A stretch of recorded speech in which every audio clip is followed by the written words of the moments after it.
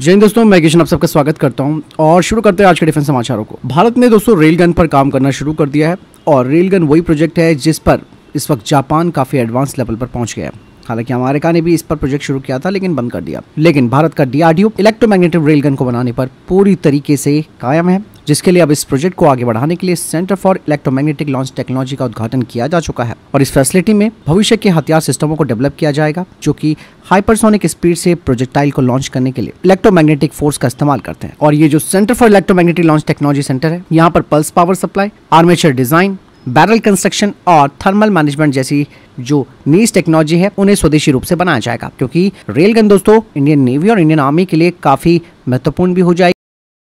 Operation सिंदूर के दौरान पाकिस्तान के द्वारा इस्तेमाल की जाने वाली चीनी HQ-9 सिस्टम का जो खात्मा देखा गया, उससे अब ये बात तय हो गई है कि जिस चाइना पर पाकिस्तान पूरी डिपेंडेंसी रखता है हथियारों को लेकर, वो अब यहाँ पर फुस साबित होते हुए दिख रहे हैं।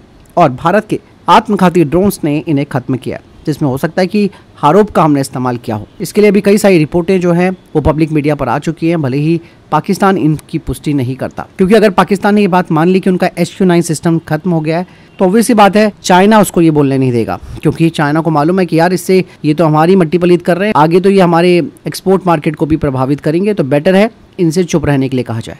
भले ही दोस्तों पाकिस्तान लाख दावे कर ले कि उसका फाइटर जेट इस ऑपरेशन सिंदूर में नहीं खोया गया है, लेकिन ये बात तय है कि पाकिस्तानी वायुसेना ने एरियल क्लैश में करीबन 5 फाइटर जेट खोए हैं। और कल मैंने आपको बताया था कि इनका एक सबसे महंगा एयरक्राफ्ट अवॉक्स भी खत्म कर दिया गया। जो सोर्सेज की रिपोर्ट हमारे पास आई है वो ये बताती है कि इनका एक Miraj 5, 2 JF-17 thunder fighter jet और एक F-16, इसके अलावा एक और फाइटर जेट जो 5वां है, उसका अभी नाम नहीं है, इनको कोई मतलब ये समझिए कि उसके बारे में पता नहीं चल पा रहा, लेकिन 5 इनके फाइटर जेट खत्म हुए हैं। ये पूरा का पूरा दोस्तों एक हाई वैल्यू टारगेट से भारत के लिए, जिन्हें खत्म करना पाकिस्तान के लिए वाकई में एक बहुत बड़ा झटका भी है। और इनके अवाक्स को तो दोस्तों हैंगर में ही मार गिराया गया था। इनका मिराज 5 जो भारतीय ठिकानों को निशाना बनाने के लिए आया हुआ था, वो इनके स्ट्राइक पैकेज का हिस्सा था, लेकिन इसे हमारी सैम मिसाइल्स ने, जिसमें कि स्वदेशी आकाश सिस्टम है, उसने खत्म कर दिया। हालांकि मिराज 5 पुराने एविनिक्स के साथ है और बहुत सारी कमियां इसके अंदर।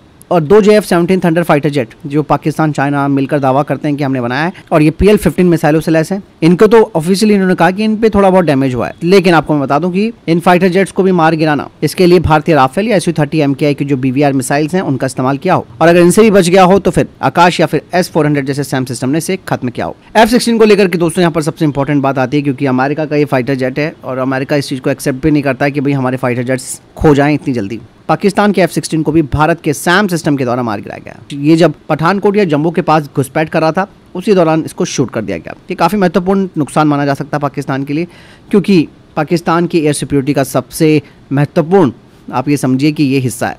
5वां विमान जैसे मैंने कहा कि उसके बारे में पता नहीं चल पा रहा, लेकिन हो सकता है कि ये भी JF-17 हो सकता है। इसका मलबा नहीं मिला, लेकिन इतना तय है कि ये 5वां मारा गया है इनका फाइटर जेट। दोस्तों ऑपरेशन सिंदूर को लेकर भारत सरकार ने बड़ा दावा किया है, जिसमें उन्होंने कहा कि हमारी जो स्वदेशी हाईटेक सिस्टम्स हैं उन्होंने हमारे राष्ट्र को मजबूत किया, चाहे वो ड्रोन युद्ध हो या फिर लेयर्ड एयर डिफेंस या इलेक्ट्रॉनिक वॉरफेयर हो। ऑपरेशन सिंदूर ने हमारी मिलिट्री टेक्नोलॉजी को साबित किया और भारत ने पाकिस्तान की मिसाइल और ड्रोन्स को घुसपैठ करने से पहले ही खत्म कर दिया।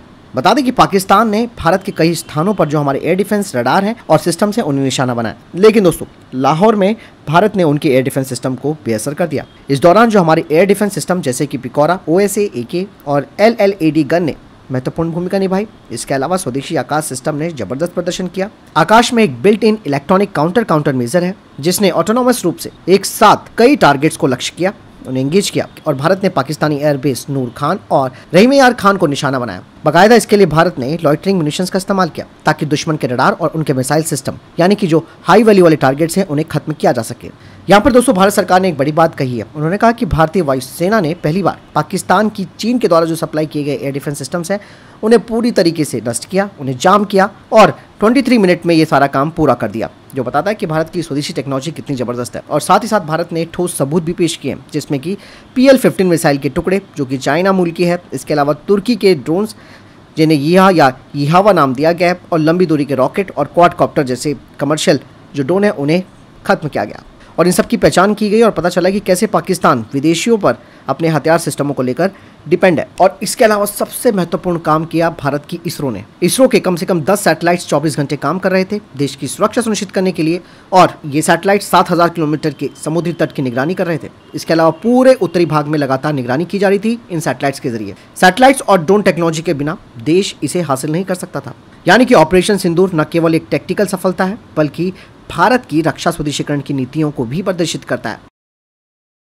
दोस्तों लार्सन एंड टूब्रो ने एक बड़ा ऑफर दिया है मिलिट्री जेट इंजन्स को बनाने के लिए, और ये पूरा इंडिजिनियस होगा जो कि 110 किलोन्यूटन का थ्रस्ट जनरेट करेगा, और इवन ये सेल्फ रिलायंस के लिए काफी महत्वपूर्ण होगा। L&T एरोस्पेस एंड डिफेंस के हेड जयंत दामोदर पाटिल जी कहते हैं कि इस इनिशिएटिव का जो मेन एम है वो भारत के 5th जनरेशन के AMC फाइटर जेट को पावर देना है, ताकि हम पूरी तरीके से फॉरेन इंजन पर अपनी डिपेंडेंसी कम कर सके। यही नहीं, वो कह रहे हैं कि हम DRDO के कावेरी इंजन प्रोग्राम का जो उनको अनुभव एक्सपीरियंस मिला है उसका भी फायदा उठाने की कोशिश करेंगे, और भारत की जो प्राइवेट सेक्टर की फर्म्स और स्टार्टअप्स हैं उनके साथ स्ट्रैटेजिक पार्टनरशिप भी कर सकते हैं।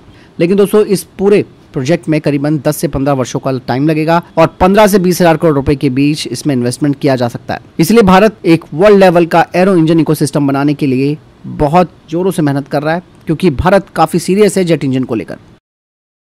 इसके अलावा दोस्तों भारत अपने काउंटर ड्रोन सिस्टम पर लगातार काम कर रहा है, और ऐसे में भार्गवास्त्र इसका सफलतापूर्वक परीक्षण किया गया है। और इसकी खास बात यह है कि ये हार्ड किल मोड में काम करता है और 2.5 किलोमीटर की दूरी पर किसी भी ड्रोन्स का पता लगा सकता है, चाहे वो छोटा है या बड़ा है, उन्हें खत्म कर सकता है। और इसका आज सफल परीक्षण किया गया है solar defence and aerospace limited के द्वारा। यहाँ पर 203 टेस्ट किए गए थे इसके, जिसमें कि 2 परीक्षणों में एक रॉकेट दागे गए, तीसरे परीक्षण में 2 सेकंड के अंदर सॉल्वो मोड में 2 रॉकेट दागे गए। यानी कि सभी चारों रॉकेटों ने उम्मीद के मुताबिक अपनी परफॉर्मेंस दी और जो लॉन्च पैरामीटर्स हैं जरूरी उन्हें पूरा किया। दरअसल भार्गवास्त्र जो है ये हार्ड किल मोड में भारत का एक low cost counter drone system है, और जैसे हाल ही में पाकिस्तान ने हमारे पर स्वार्म ड्रोन्स का अटैक किया था, तो उसके लिए तो ये गेम चेंजर साबित होगा। वही दोस्तों इसके अलावा एक अपडेट और बड़ी आई है पाकिस्तानी एयरफोर्स को लेकर कि इनका करीबन 20% इंफ्रास्ट्रक्चर भारत ने खत्म कर दिया है। इसके अलावा कई F-16 और JF-17 भी इस चपेट में आए हैं। इंडियन एक्सप्रेस की रिपोर्ट बताती है कि भारत ने 1 दर्जन से ज्यादा पाकिस्तानी मिलिट्री बेसिस पर सटीक हमले किए, जहां पर F-16 और J-17 फाइटर जेट्स, इनका बड़ा नुकसान पाकिस्तान को हुआ है। वहीं पाकिस्तान ने दोस्तों BSF के जवान पूर्णम कुमार को वापस कर दिया है, जिसे कि 23 अप्रैल को पाकिस्तानी रेंजर्स ने पकड़ लिया था। सुबह 10:30 बजे चेक पॉइंट पोस्ट अटारी के जरिए भारत को उन्होंने सौंपा। वहीं दोस्तों भारत और अर्मेनिया तब परले मिसाइल की जो डील है वो फाइनल होने वाली है, और कई महीनों तक इस डील को लेकर बातचीत चल रही थी, और अब जल्द ही इस Pralay surface to surface tactical missile को अर्मेनिया को दिया जाएगा। मैं तो कहूँगा कि नेक्स्ट स्टेप भारत को ब्रह्मोस का देना चाहिए कि भैया लो जी ब्रह्मोस भी आप खरीदो। वहीं भारत इलेक्ट्रॉनिक्स लिमिटेड ने एक बड़ी बात कही है। उन्होंने कहा कि हमें गर्व है कि हमारे इन हाउस डिजाइन और निर्मित एयर डिफेंस सिस्टम आकाश तीर ने जंग के मैदान में अपनी क्षमता को साबित किया। आकाश तीर के साथ integrated ground based defence system ने पाकिस्तान के कई हवाई कारनामों को मुश्किल बना दिया, और अब इस सिस्टम ने अपने आप को प्रूव कर दिया। ये भारत का एक मजबूत एयर डिफेंस सिस्टम है। भारत ने दोस्तों अब 30 किलोवाट के laser based directed energy weapon को तैयार कर लिया है, जो कि फिक्स्ड विंग एयरक्राफ्ट, मिसाइल्स और स्वार्म ड्रोन्स के हवाई खतरों को बेअसर करने में सक्षम है। अब कहा जा रहा है कि ये हमारे काली प्रोजेक्ट का हिस्सा है। काली यानी कि किलो एम्पियर लीनियर इंजेक्टर, और ये जो 30 किलोवाट का laser based directed energy weapon है दोस्तों, जैसे कि फिक्स्ड विंग एयरक्राफ्ट, मिसाइल्स और स्वार्म ड्रोन्स को खत्म कर सकता है। हालांकि इंडियन आर्म फोर्सेस कभी इस बात को एक्सेप्ट नहीं करेंगे कि काली कोई प्रोजेक्ट है जिसका परीक्षण कई बार किया जा चुका है, और हो सकता है कि पाकिस्तान के साथ भी हमने इसका इस्तेमाल किया हो। वहीं दोस्तों कैबिनेट कमेटी ऑन सिक्योरिटी की तरफ से एक महत्वपूर्ण बैठक होगी, उसमें शायद हो सकता है कि QRSAM के लिए मंजूरी मिल जाए, ऐसा लग रहा है। QRSAM यानी कि quick reaction surface to air missile. Even दोस्तों सिंधु जल ट्रीटी को लेकर एक बड़ी बात सामने आ रही है, और सिंधु जल ट्रीटी ही ऑपरेशन सिंदूर पार्ट 3 बन सकता है। लेकिन दोस्तों ये जो पार्ट 3.0 होगा उसके बाद पाकिस्तान के पास कुछ नहीं बचेगा। इजराइल ने दोस्तों एक बड़ी घोषणा कर दी है। उन्होंने साफ बोल दिया है कि भैया अब किसी भी तरीके से हम हमास को, जो कि आर्म्ड है, उन्हें खत्म करेंगे, और अब इजराइल रुकेगा नहीं। और कल इस बड़ी घोषणा को किया गया है। इवन दोस्तों बेंजामिन नेतान्याहू ने कहा कि अब जो हमारा टारगेट है वो पूरी तरीके से हमास के ऊपर तो है ही, लेकिन अब किसी भी तरीके से युद्ध विराम भी नहीं करेंगे। इजरायली सेना अब आने वाले दिनों में पूरी ताकत के साथ गाजा में एंटर करेगी। वहीं दोस्तों बलूच नेताओं ने पाकिस्तान से अपने आप को फ्री करने की घोषणा कर दी है, और ये खबर सोशल मीडिया पर काफी ट्रेंड भी कर रही है। आपको बता दें कि बलूचिस्तान लगातार इनके ऊपर आक्रामक हो रहा था, और पिछले कई दिनों से आपने देखा होगा कि इनके जो टारगेट से वो लगातार बढ़ रहे थे। पहले इन्होंने 35 टारगेट्स को निशाना बनाया, फिर कल 71 टारगेट्स को निशाना बनाया। ये पूरा का पूरा जो बलूचिस्तान है दोस्तों, वो पूरा सेपरेट हो चुका है और पाकिस्तान की सेना की यहाँ बिल्कुल नहीं चलती है।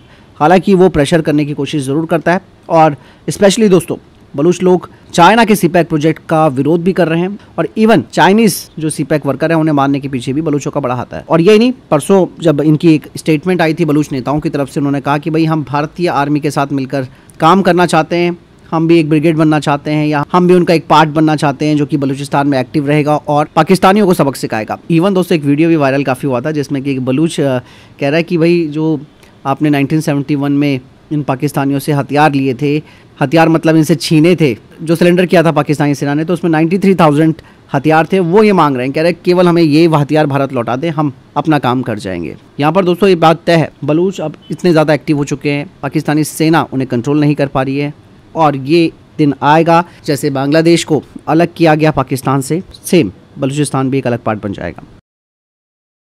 तो फिलहाल ये थे अभी तक के टॉप डिफेंस अपडेट। वीडियो के सामने कोई प्रश्न जवाब या आपको कोई सवाल है कमेंट सेक्शन में लिखकर जरूर पूछ सकते हैं। वीडियो को लाइक और शेयर जरूर कीजिएगा। जय हिंद, वंदे मातरम।